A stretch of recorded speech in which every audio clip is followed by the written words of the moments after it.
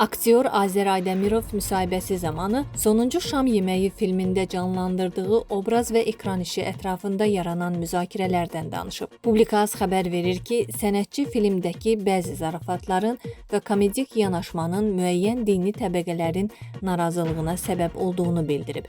Onun sözlərinə görə layihənin rəhbəri Əlixan olsa da, proses zamanı özü də onun yanında olmalı və yaranan təzyiqlərlə birlikdə mübarizə aparmalı olub. Aydemirov qeyd edib ki, filmin nümayişindən sonra onların yumorunu və komediya üslubunu qəbul etmək istəməyən insanlar olub. Filmlə bağlı müəyyən təzyiqlər var idi. Zarafatlarımızı, komediyalarımızı anlamaq istəməyən bir təbəqə mövcud idi. Bu səbəbdən müəyyən problemlər yaşandı. Aktyor mərhum ilahiyyatçı Hacı Şahinin film ətrafında yaranan müzakirələrə münasibətini də xüsusilə qeyd edib. O, Hacı Şahinin mövzu barədə çıxışından sonra müzakirələrin səngidiyini bildirib. Allah Hacı Şahinə qəni-qəni rəhmət eləsin. Onun bu mövzu ilə bağlı verdiyi cavab çox məntiqli idi. Hacı Şahinin çıxışından sonra müzakirələr də səngidib. Aydemirov düşünür ki, illər keçməsinə baxmayaraq Sonuncu Şam Yeməyi və digər filmlər hələ də tamaşaçılar üçün aktuallığını qoruyur. Aktyor bildirib ki, bəzi insanlar onunla söhbət zamanı film haqqında elə danışırlar ki,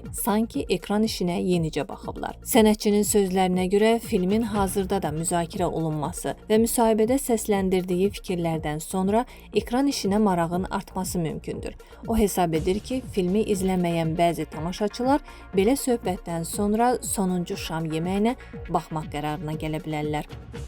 Videomuzu bəyəndinizsə kanala abunə olmağı və videonu bəyənməyi unutmayın.